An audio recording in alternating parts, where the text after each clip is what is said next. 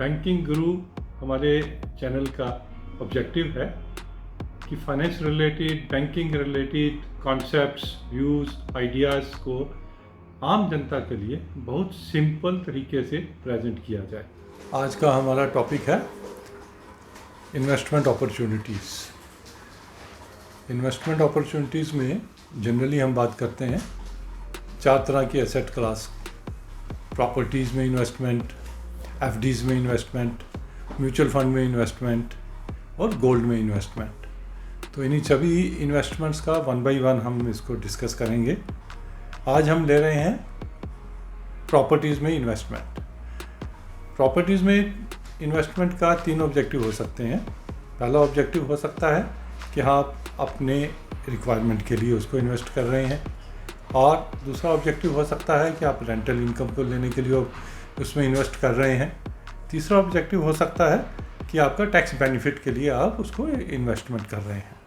पहला, rental income अगर देखें तो इंडिया में ज़्यादा रेंटल इनकम नहीं मिलती, 2 या 3% ही रेंटल इनकम मिलती है। तो इसमें लोग प्रॉपर्टी में इन्वेस्ट तभी करते हैं जब देयर इज़ ए बूम, कि प्रॉपर्टीज़ की प्राइसेस बढ़ रही हों तो हम उसमें इन्वेस्ट करते हैं। रेंटल इनकम हमें 2 या 3% एक सप्लीमेंट्री इनकम करके मिलती है। आजकल के हालात को देखें कि जब प्रॉपर्टीज़ इतनी इंक्रीज़ नहीं हो रही हैं उनके रेट्स, तो हम रेंटल इनकम की सिर्फ बेस के ऊपर हम प्रॉपर्टीज़ में इन्वेस्ट नहीं करना चाहेंगे। सेकंड कैन बी कि हमारी अपनी रिक्वायरमेंट के लिए हम प्रॉपर्टी में इन्वेस्ट करते हैं।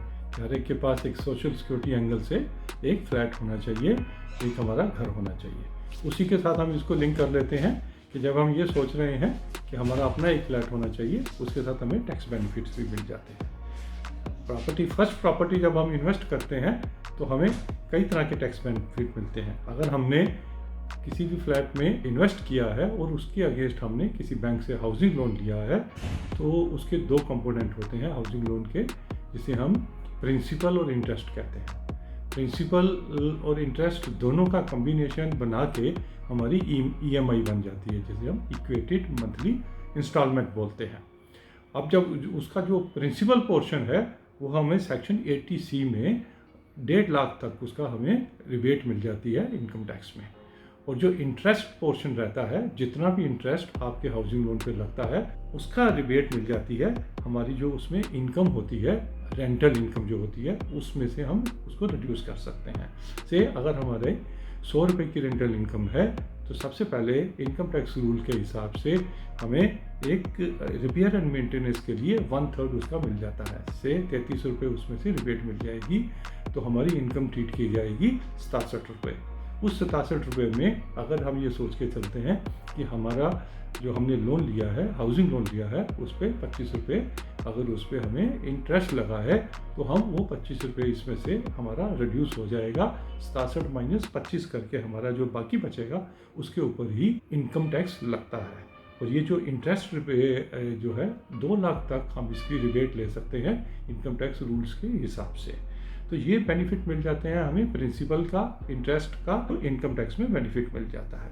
अब हमें ये है कि अगर हमने डिसाइड कर लिया कि हमारी एक रिक्वायरमेंट है फ्लैट की, हमने उस पर टैक्स बेनिफिट भी लेना है और हमने उस पर हाउसिंग लोन भी लेना है। नेक्स्ट स्टेप है कि हमें प्रॉपर्टीज़ को डिसाइड करना है। जब हम प्रॉपर्टी डिसाइड करते हैं, हमें ये देखना ज़रूरी है कि हम ऐसे एरिया में प्रॉपर्टी को सेलेक्ट करें जो ग्रोइंग एरिया हो, आगे जिसमें डेवलप हो रहा हो, ताकि उसमें एप्रिसिएशन ऑफ प्रॉपर्टीज़ के चांसेस ज़्यादा रहते हैं। जैसे जैसे सिटीज़ डेवलप करते हैं, ग्रो करते हैं, उसकी डेवलपमेंट के साथ साथ प्रॉपर्टीज़ की प्राइसेस भी बढ़ती हैं। दूसरा, हमें ये देखना ज़रूरी है कि उस ग्रोइंग एरिया में रेंटल इनकम हमें प्रॉपर्टीज़ की मिल रही है या नहीं मिल रही है। अभी थोड़ी बहुत रेंटल इनकम मिल रही है, आगे जैसे जैसे ग्रो करेगा हमारी रेंटल इनकम उसमें बढ़ सकती है। जब तक हम उसको अपने यूज़ के लिए रिटायरमेंट के बाद यूज़ करें, तब तक हमें उसको रेंटल इनकम के लिए उसको देना है।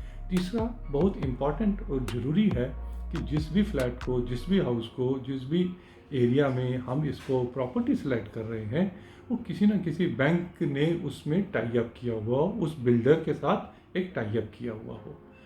उसके टाई अप का बेनिफिट ये रहता है कि बैंक ने अपना एक देख लिया होता है कि बिल्डर की कैपेबिलिटी क्या है, उसको बनाने की फ्लैट को, क्या बिल्डर का लीगल टाइटल क्लियर है। इन चीज़ों को देख के ही अच्छे बैंक जो हैं वो बिल्डर्स के साथ टाई अप करते हैं।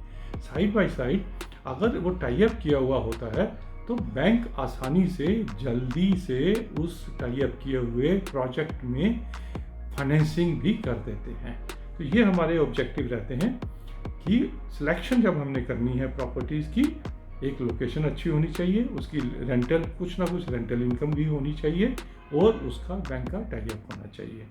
जब बैंक लोन लेते हैं, कई बार ये बैंक वाले जब पूछते हैं कि आपको कितनी देर के लिए लोन चाहिए, कोशिश ये करनी चाहिए कि मैक्सिमम टेन्योर जो 30 साल का मैक्सिमम टेन्योर है जो बैंक देते हैं, हमें 30 साल के टेन्योर के लिए हाउसिंग लोन लेना चाहिए।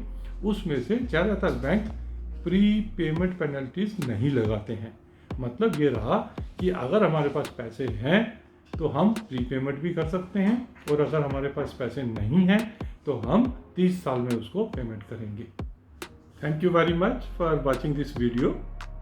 अगर आपको ये वीडियो पसंद आया तो इसको सब्सक्राइब कीजिए, लाइक कीजिए और अपने कमेंट्स के ज़रिए हमें बताइए कि आप इसके अलावा और किन टॉपिक्स के ऊपर पूछना चाहते हैं।